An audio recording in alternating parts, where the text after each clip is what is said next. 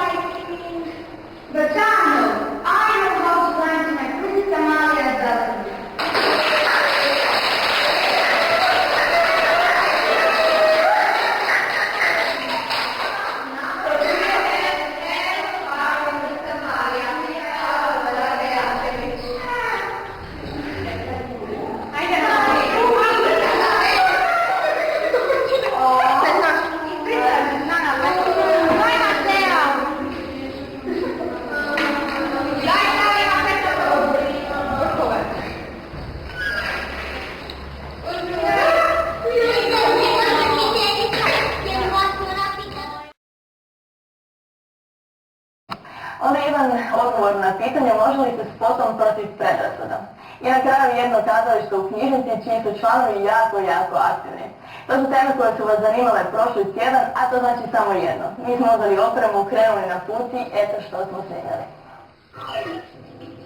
U posljednje 2 godine na adresu Zadarske osnovne škole Bartola Kašića pristiglo je 7 europskih nagrada za izvrsnost. Sigurno ste već čuli za Comenius projekte.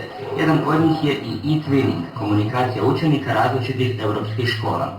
Posljednje 4 nagrade Zadranima su stigle za projekte European Virtual Trips, Local Artists, Memories of the School Year i King of My Castle.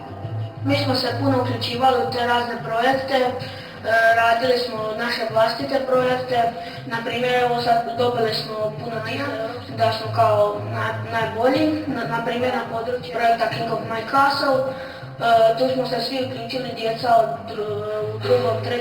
i čak 5., 6. i 7. razredu i svi smo zajedno radili jedan uspjeh. Projektima vježbaju komunikacijske vještine, praktičan rad na računalu i engleski jezik. Mentorica i profesorica engleskog Ksenija Vidman-Ninčević tu je za sva važna pitanja. Na tim projektima istraživali smo različite kulture ostalih zemalja u Europi, te njihova tradicionalna jela i kakav je njihov program u školama. Gledamo dio njihovog projekta King of My Castle, na engleskom. Mi zapravo još nismo na Europskoj uniji, ali bit ćemo uskoro i onda oni to provode zato što da se mi nekako zbližimo, da mi shvatimo tu njihovu europsku kulturu, da mi shvatimo njihove tradicije, da se oni povežu s nama. Projektna nastava sigurno je nastava budućnosti. Učenici primjenjuju znanje i proširuju ga istražujući razne teme. Upoznaju sličnosti i razlike europskih zemalja. Mnogi će Europljani tako, zahvaljujući Zadranima, upoznati Hrvatsku i njezinu. Nalazimo se u informaciji.